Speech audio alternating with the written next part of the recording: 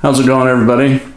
This video will be for those who are making six-figure incomes of 150 and above, and also seven-figure income earners, husband and wife, and a family unit that can manage their own properties all by themselves.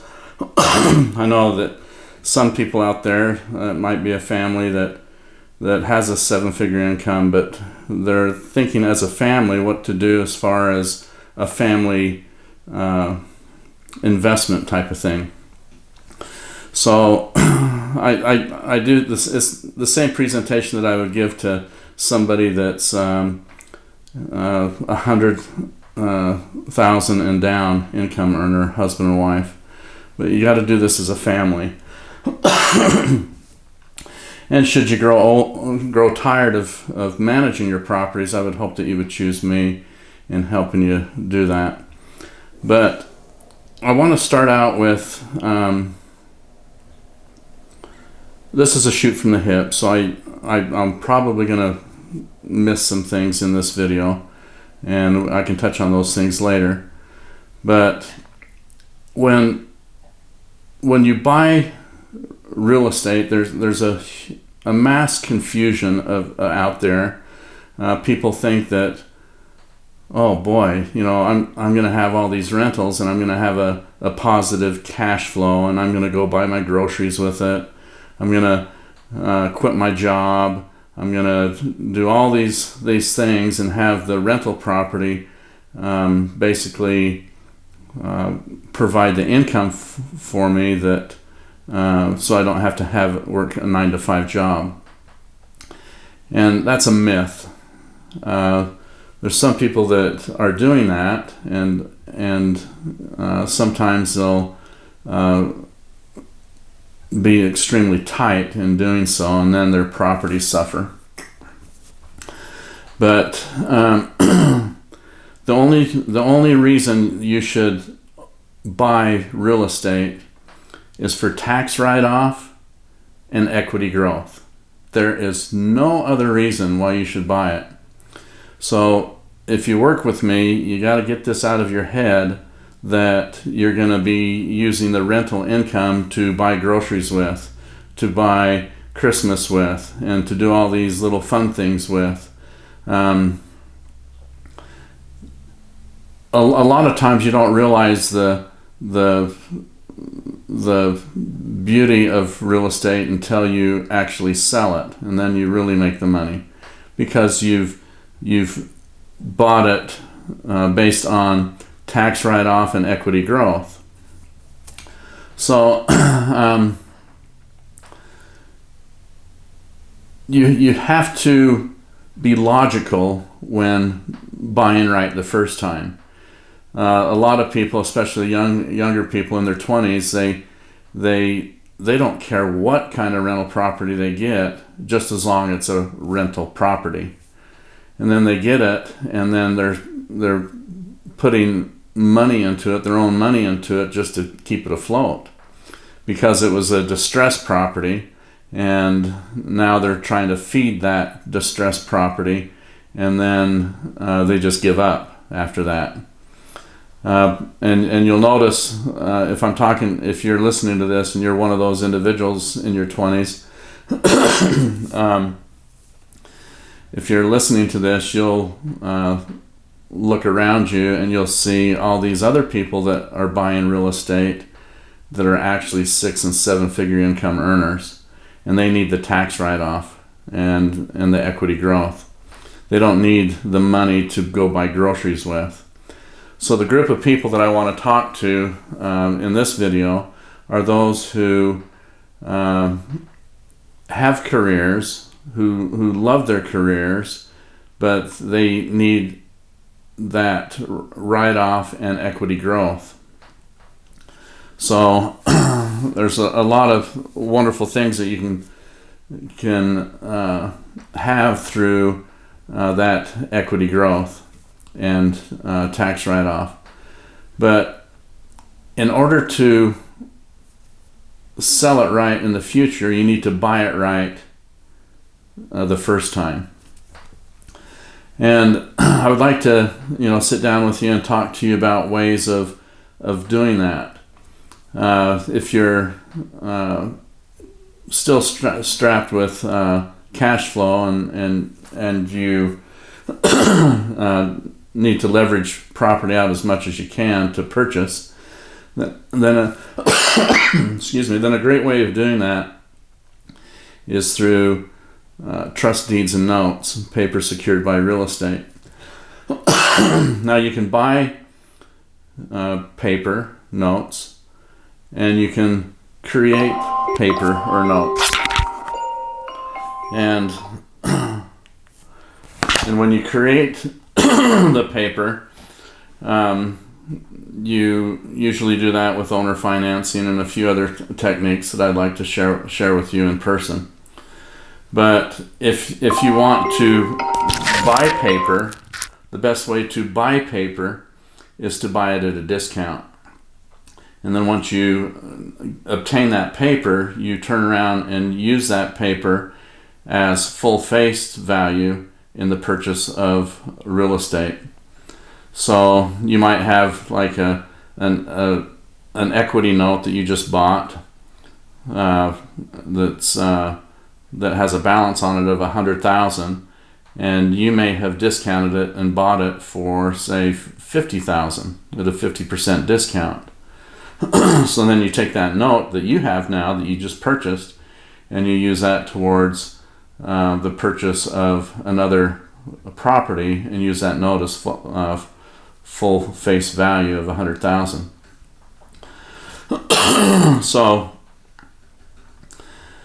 So when we look at properties to buy right the first time, every neighborhood has a turnaround cycle or a neighborhood change, and the rental properties also have a turnaround cycle or a change in things that will accelerate the cycle, or it's a slow cycle. Now you can get two fourplexes side by side, and they're built the same year, the same everything, decor, the whole works. You can have two of those properties side by side, and one of them is going to be outperforming the other one better than the other one. The other one might be suffering, and there's reasons for that too. But when you work with me, I really don't want you to be in a panic situation.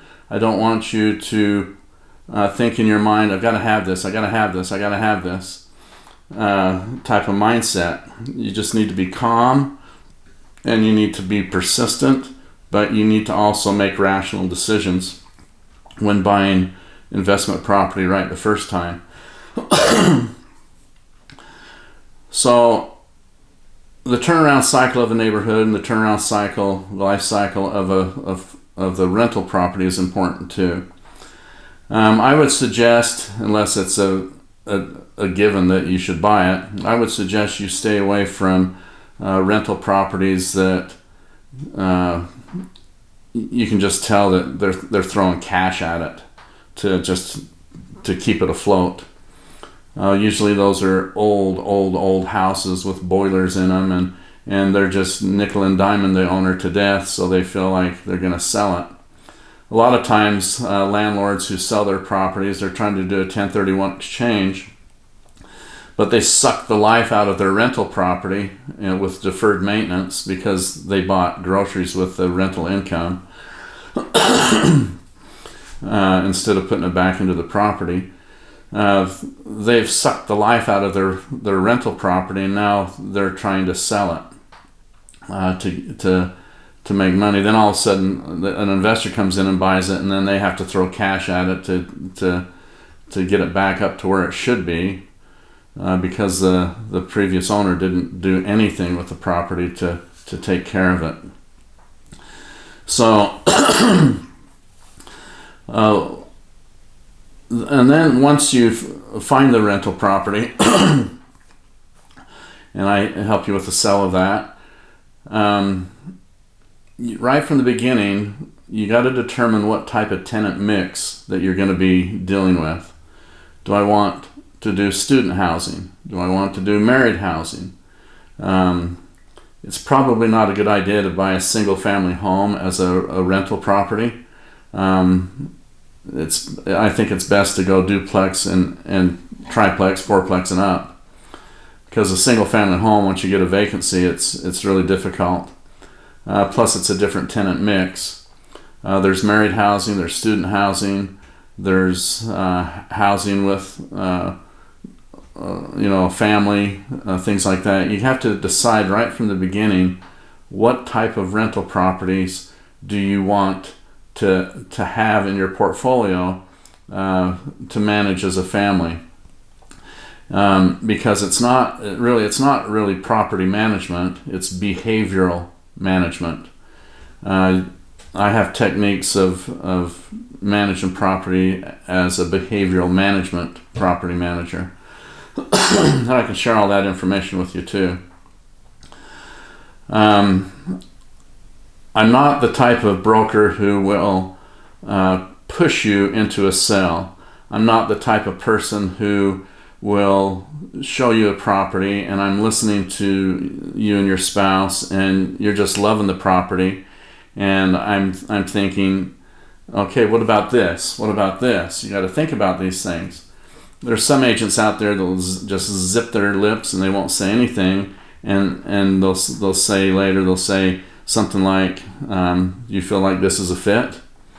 And the wife may fall in love with it because of its location near a certain building or whatever, but they're overlooking a lot of different things, and then after they buy it, they have some regrets in that purchase.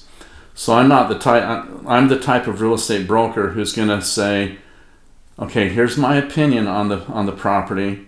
These are the things that I see through the 40 plus years of doing rental properties.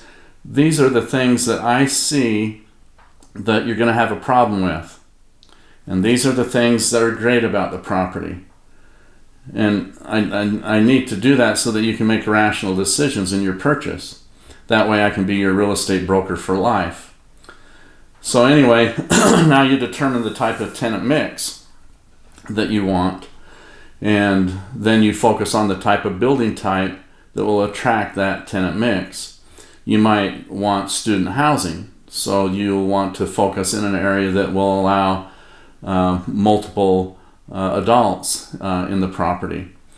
Like in Cache Valley in Logan, above 600 East, in Logan, you can basically pack people into a place like sardines. Outside of that area, you have your limitations. I'm going to share with you all the ins and outs of property management so that you can manage this property as a family without the aid of a property manager. There's a lot of property management companies who will nickel and dime you to death with fees, and I call those breathing fees. If you can breathe, there's a fee.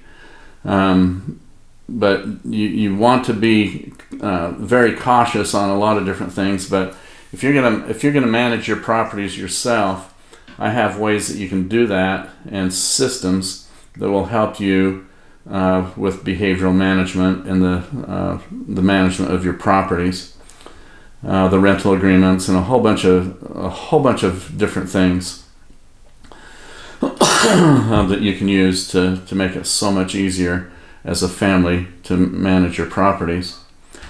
When we meet, I'm going to talk about policies and rules and guidelines that will protect the interest of your property.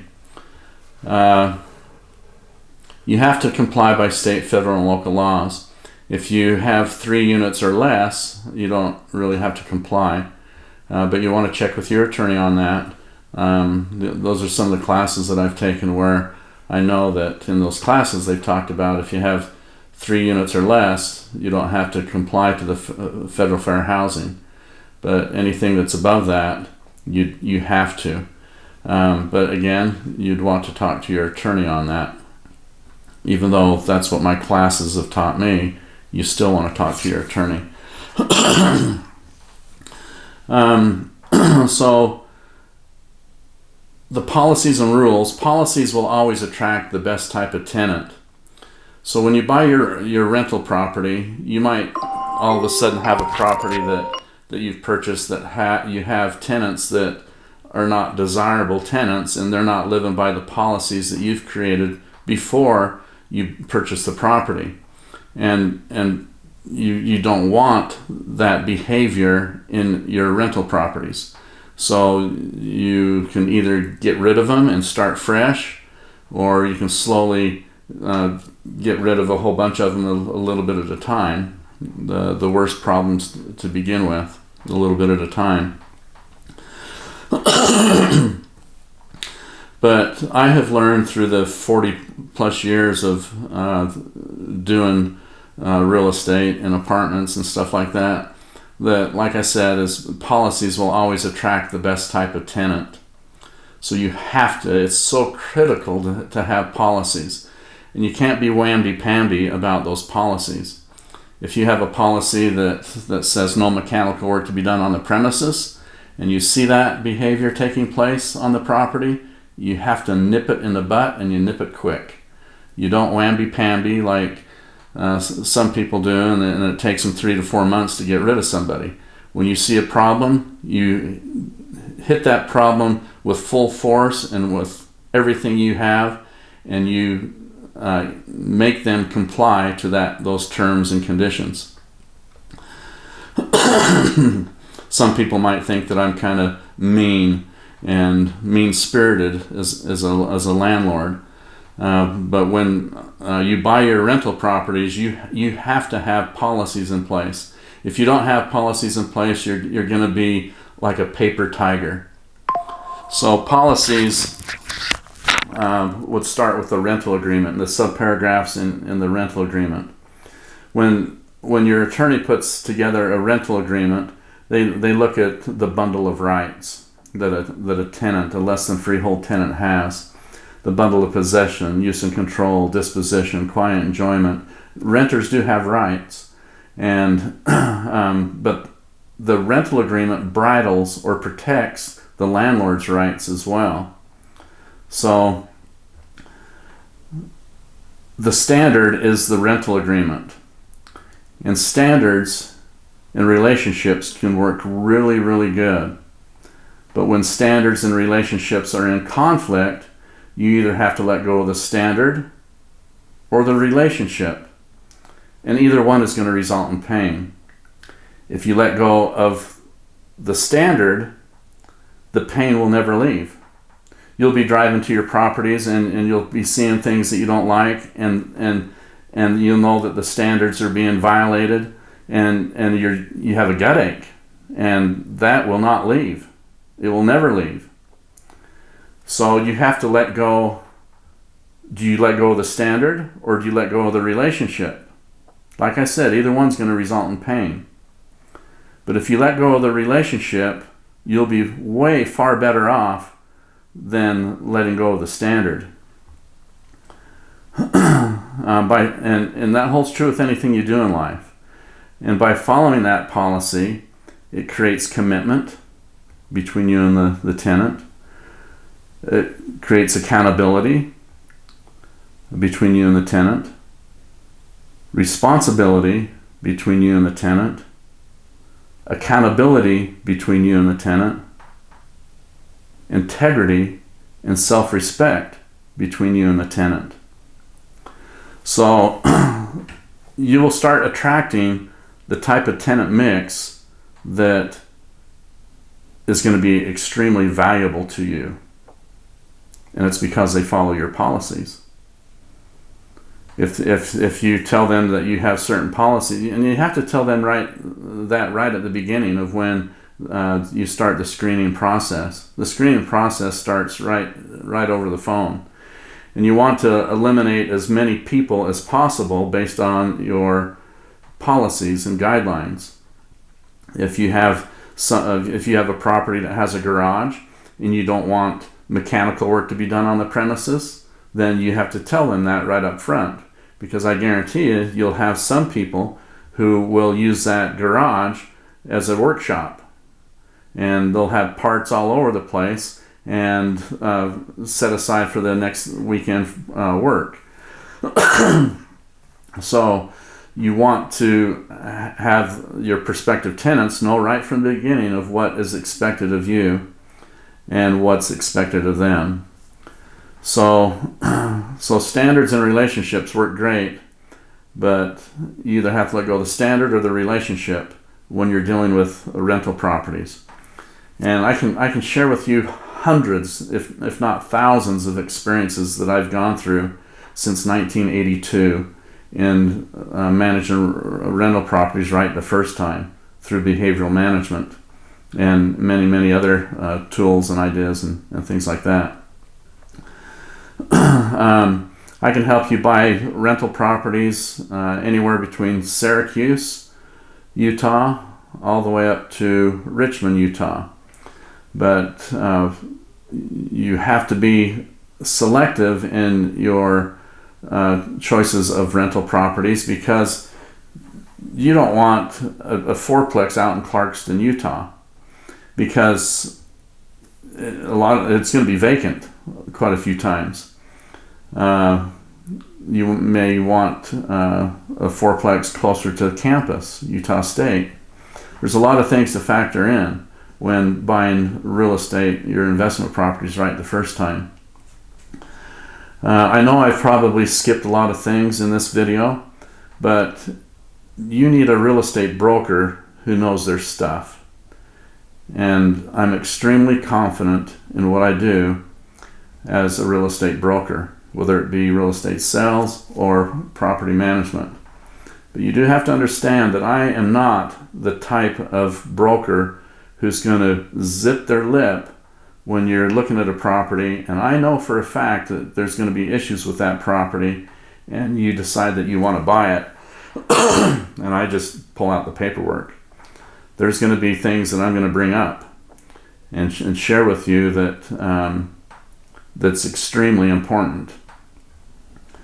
I'm going to identify things that I have seen through the years of real estate management, property management, that you will not see. I can drive up to a property and I know immediately what the issues are, what the problems are, what you're going to go through, your mental anxiety and so forth.